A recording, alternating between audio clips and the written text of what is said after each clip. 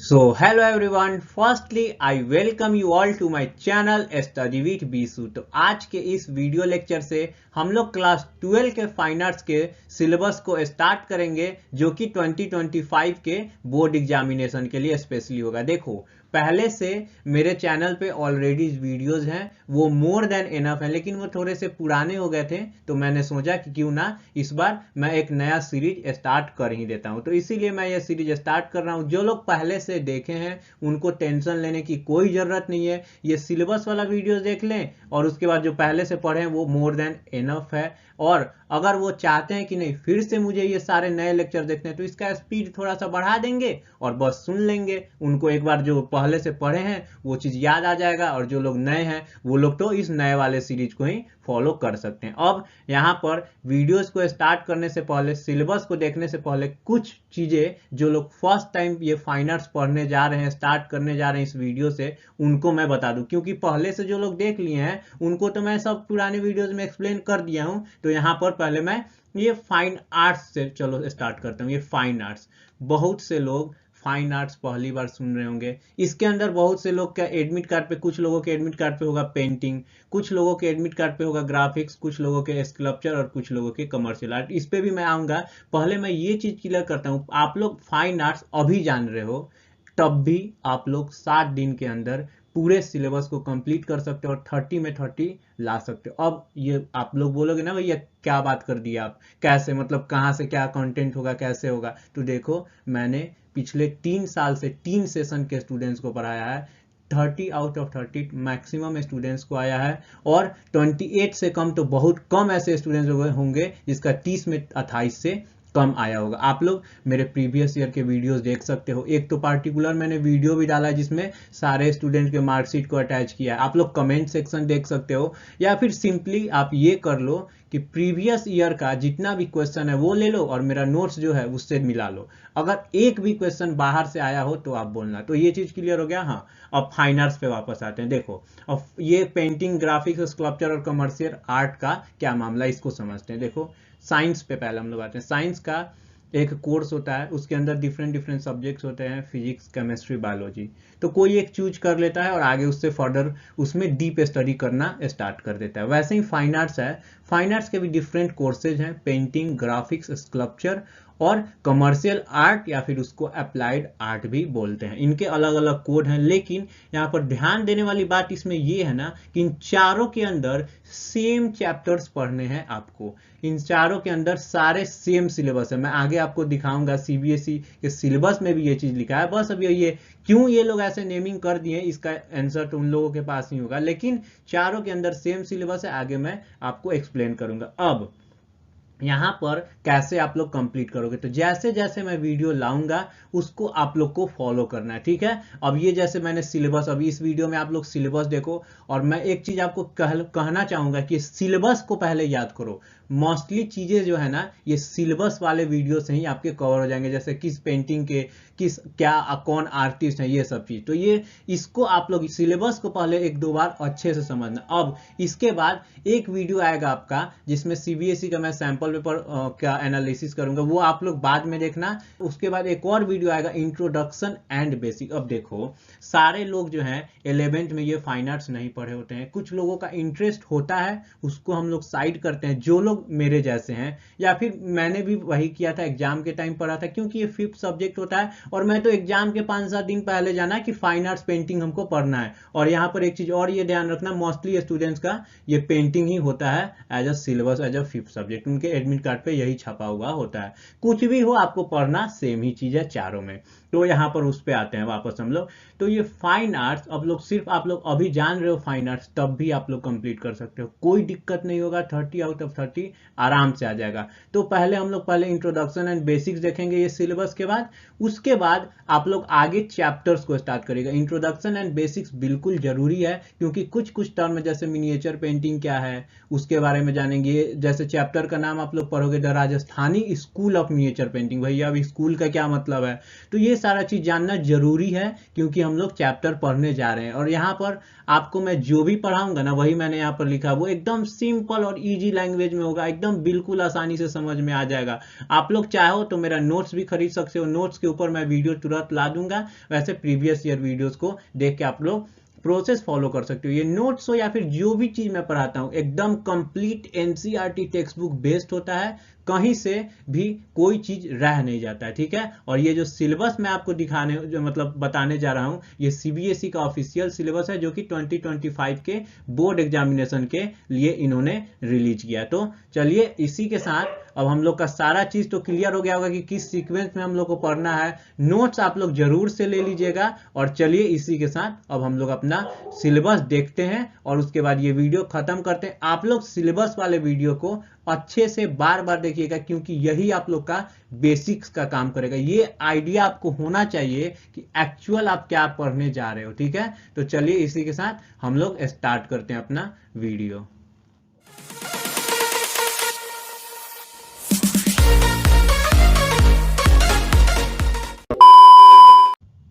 So finally ये रहा हम लोग का सिलेबस। पहले हम लोग पेंटिंग के सिलेबस को देख लेंगे क्योंकि इसके बाद ग्राफिक्स हो या कमर्शियल आर्ट हो या स्कल्पचर हो वो सब में सेम है। तो ये पेंटिंग ही मोस्टली स्टूडेंट्स का कोर्स है जो चूजन होता है बाय डिफॉल्ट, स्कूल वाले यही चूज कर देते हैं। तो हम लोग पहले इसका ओवरव्यू लेते हैं। देखो ये टोटल 30 मार्क्स का होता है और 70 मार्क्स का आप लोग का प्रैक्टिकल होता है, ये क्लियर है, ठीक है। 2 घंटा आपको एग्जाम पेपर में टाइम मिलेगा ये आपको पेपर को सॉल्व करने के लिए, ठीक है। उसके बाद हम लोग देखते हैं इसमें कंटेंट। देखो इसमें टोटल हम लोग को 3 यूनिट पढ़ना है, यूनिट 1, 2 एंड यूनिट 3, ठीक। तीनों यूनिट 10-10 मार्क्स के हैं। सबसे ज्यादा इंपॉर्टेंट यूनिट आप लोग का यूनिट ये 3 होता है, इसमें बहुत सारे चीज को पढ़ना होता है। अब यूनिट 1 में क्या करना है भैया, तो the Rajasthani school and Pahari school of miniature painting के बारे में पढ़ना है। यूनिट 2 में जो है the Mughal school and Deccan school of miniature painting के बारे में पढ़ना है। अब ये क्या होता है हम लोग डिटेल में सारा चीज इंट्रोडक्शन एंड बेसिक्स में समझेंगे। बेसिकली आप लोग को सिंपली आइडिया दूं तो ये जो राजस्थानी स्कूल यानी स्कूल मीन्स स्टाइल, ये राजस्थानी स्टाइल के जो पेंटिंग्स होते हैं ना उसका कैसे ओरिजिन हुआ, कैसे वो डेवलप हुआ, उसके क्या मेन फीचर थे, जैसे क्या कलर यूज होता था, उसमें जो ह्यूमन फिगर्स ड्रॉ किए जाते थे उनका क्या कैरेक्टरिस्टिक्स होता था, कौन पेंटर बना, ये सब चीज के बारे में हम लोग को पूरे फाइन आर्ट्स में पढ़ना है। बस इतना आप लोग यहाँ पे समझ लो। उसके बाद हम लोग का Mughal and Deccan and unit 3 जो है, अब यहाँ पर एक चीज आप लोग देखोगे मिनिएचर जो है उसका कहानी अब खत्म हो जाएगा यहाँ से, क्योंकि यहाँ पर सिर्फ the Bengal school of painting, अब यहाँ से पेंटिंग जो है वो बड़ा होने लगता है। मिनिएचर का मतलब मिनी लघु चित्र होता है, ठीक है। उसके बाद आखिरी चैप्टर हम लोग पढ़ेंगे the modern trends in Indian art. यहाँ पर एक चीज और नोट करिएगा, इसके बीच में भी एक चैप्टर हम लोग को पढ़ना है जो हम लोग का इवोल्यूशन हुआ इंडियन नेशनल फ्लैग का, पहले क्या था और फाइनल अभी जो हम लोग का वहां तक कैसे पहुंचे, क्या सिग्निफिकेंस था उनके कलर का, फॉर्म्स का, ये सब चीज के भी बारे में। तो यहाँ पर हम लोगों ने देखा 3 यूनिट्स हैं, तीनों यूनिट्स के अंदर 2-2 चैप्टर्स पढ़ने हैं। चलिए अब इसको हम लोग डिटेल में आगे देख लेते हैं।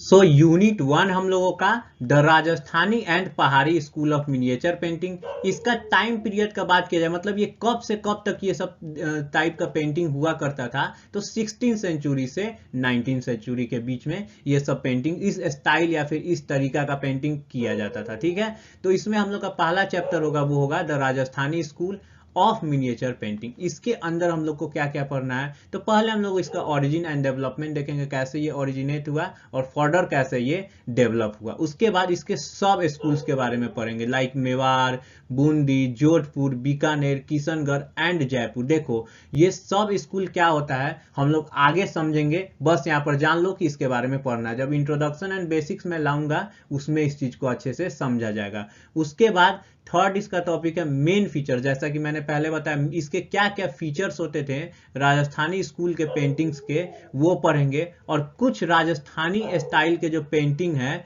उसको हम लोग पढ़ेंगे, जिसके अंदर हम लोग को पहला पेंटिंग पढ़ना है मरुराग्नि, दूसरा पेंटिंग चौगन प्लेयर्स, तीसरा पेंटिंग कृष्णा सिंह और चौथा पेंटिंग राधा बनी ठनी और पांचवा painting Bharat meets Rama at Chitrakoot. ये पेंटिंग काफी इंपॉर्टेंट है। चलिए इसी के साथ हम लोग आगे देखते हैं। यूनिट 1 का चैप्टर 1 देख लिए लोग, यानी कि टॉपिक ए और टॉपिक बी देखते हैं, यानी कि चैप्टर 2। सो चैप्टर 2 द पहाड़ी स्कूल ऑफ मिनिएचर पेंटिंग, इसके भी अंदर सेम हम लोग ऑरिजिन एंड डेवलपमेंट देखेंगे, इसके सब स्कूल्स, इसके मेन फीचर्स और इसके कुछ पेंटिंग्स, 2 पेंटिंग्स मेनली हम लोग को पढ़ना है, उसके बारे में देखेंगे। चलिए अब हम लोग यूनिट 2 देख लेते हैं। सो नेक्स्ट यूनिट 2 हम लोग का आ गया the Mughal and Deccan school of miniature painting. इसका टाइम पीरियड 16th सेंचुरी से 19th सेंचुरी के बीच में था, ठीक है।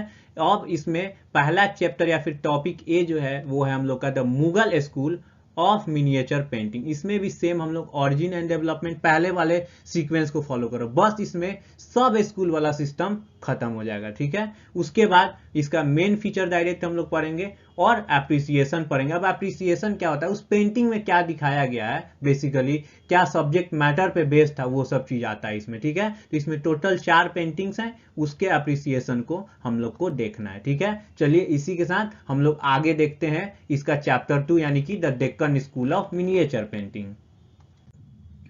So the Deccan school of miniature painting, ठीक है। इसमें भी सेम हम लोग ऑरिजिन एंड डेवलपमेंट पढ़ेंगे, इसके मेन फीचर्स पढ़ेंगे और इसके अंदर मेनली 2 पेंटिंग्स हैं जिनके बारे में हम लोग को पढ़ना है, ठीक है। चलिए इसी के साथ अब हम लोग यूनिट 3 देख लेते हैं अपना। So next unit 3 the Bengal school of painting miniature. अब यहां से खत्म हो जाता है क्योंकि अब मॉडर्न टाइप के थोड़े थोड़े पेंटिंग होने लगते हैं। और the modern trends in Indian art, ये सारे चैप्टर्स क्या कैसे आप लोग को नया लग रहा होगा, डोंट वरी, मेरे टाइम पे मुझे पर्सनली नया लगा था, सबको नया लगता है। आपको सारा चीज मैं एक्सप्लेन करूंगा, एकदम बढ़िया से सारा चीज आपको क्लियरली समझ में आएगा।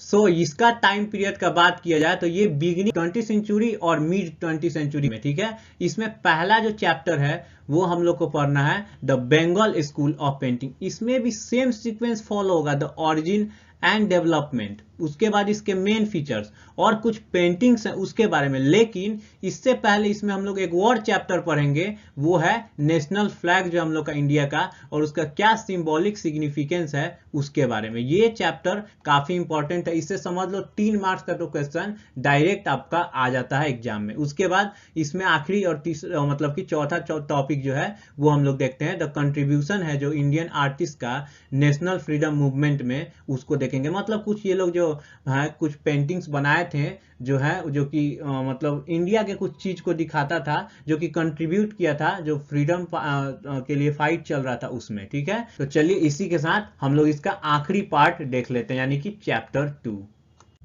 सो नेक्स्ट हम लोग का है the modern trends in Indian art. इसमें हम लोग थोड़ा सा इंट्रोडक्शन देखेंगे जब वीडियो हम लोग देखेंगे, उसके बाद इसमें हम लोग को सीधे एप्रिसिएशन पढ़ना है कुछ कंटेम्पररी मतलब मॉडर्न, इस समय अब 20th सेंचुरी लगभग हम लोग हाल फिलहाल का बात हो रहा है, ठीक है। उसके जो इंडियन आर्ट के उस समय के जो इंडियन आर्ट थे उसका एप्रिसिएशन, मतलब वो कैसे बना था, क्या सब्जेक्ट मैटर पे बेस्ड था, कुछ पेंटिंग्स हैं, कुछ स्कल्पचर्स हैं, इसमें कुछ नया चीज आपको मिलेगा, ये ग्राफिक्स और स्कल्पचर मींस मूर्ति। ऐसे हम लोग ये चीज को हम लोग डिटेल में देखेंगे ही जब चैप्टर पढ़ेंगे।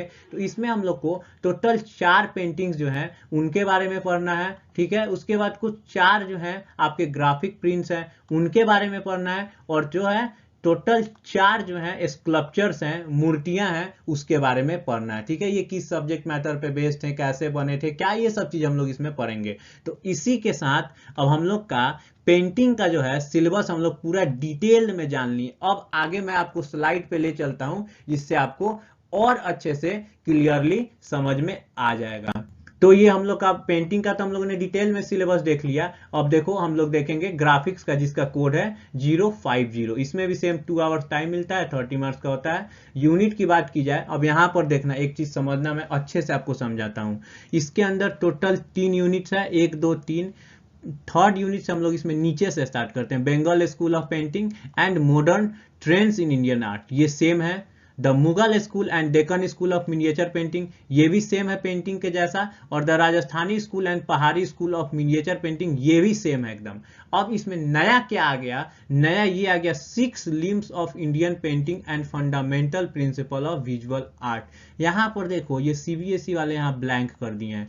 ये चैप्टर तो है, हर साल से दिया गया कि पढ़ना है, ये पेंटिंग में नहीं है। बाकी आपको ये ग्राफिक्स में देखे स्कल्पचर में भी मिलेगा और कमर्शियल आर्ट में भी मिलेगा, लेकिन इससे आज तक कोई क्वेश्चन नहीं आया। और यहाँ देखो मार्क्स डिस्ट्रीब्यूशन में भी यहाँ पर कुछ नहीं दिया सीबीएसई के, तो इस पे आपको ध्यान नहीं देना है, इसको आप नहीं समझो, बस सिंपली आपको पढ़ना है। तो सेम पेंटिंग वाला सिलेबस पढ़ना है। और यहाँ पे देखो एनसीईआरटी वालों ने सॉरी सीबीएसई वालों ने ये साफ साफ मेंशन किया जो सिलेबस है ग्राफिक्स का थ्योरी, मतलब इनके अंदर डिटेल में, जैसे हम लोग देखे थे पेंटिंग में क्या पढ़ना है डिटेल में इन चैप्टर्स के अंदर, वो क्लास 12 के सेम है जो कि पेंटिंग थ्योरी में हम लोगों ने पहले अर्लियर देखा था। ये चीज क्लियर हो गया।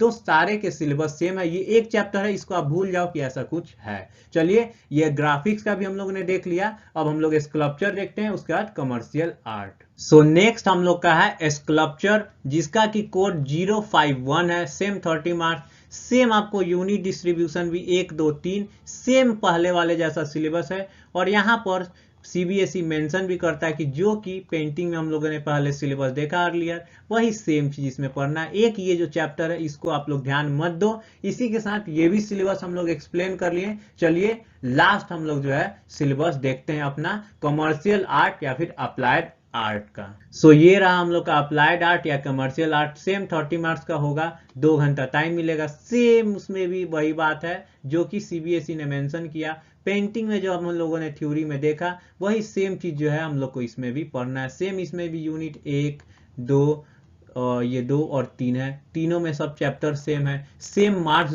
डिस्ट्रीब्यूशन है, सारे चीज सेम है, तो टेंशन नहीं लेना है। चलिए इसी के साथ हम लोग को ये सिलेबस तो खत्म हो गया, चलिए इस वीडियो को भी हम लोग खत्म करते हैं। So thank you so much पूरा वीडियो को लास्ट तक देखने के लिए। घबराना नहीं है, आप लोग जो पहले से पढ़ चुके हैं ये नए सीरीज को 1.5x पे एज ए रिवीजन के पॉइंट ऑफ व्यू से देख लीजिएगा। जो लोग नए हैं बस मेरे सीक्वेंस को फॉलो करना है। पहली बार नहीं समझ में आएगा, दूसरी बार नहीं समझ में आएगा, तीसरी बार आने लगेगा। नया है मैं मानता हूं, लेकिन बहुत इजी है। जब 1-2 बार आप लोग के दिमाग में जब कॉन्सेप्ट बैठेगा, स्टोरी के फॉर्मेट में बैठेगा, तो सारा चीज आपको समझ में आएगा। चलिए इसी के साथ आप लोग मेरे चैनल पे अगर नए हो तो जरूर सब्सक्राइब करिएगा, वीडियो अच्छे लगे लाइक, और हाँ अपने दोस्तों के साथ जरूर शेयर कीजिएगा, ठीक है। और कमेंट में कोई भी क्वेरी हो आप लोग बेझिझक पूछिए, मैं सारे कमेंट्स का रिप्लाई करता हूं। So that's all, bye bye. हम लोग मिलते हैं अब नेक्स्ट वीडियो में।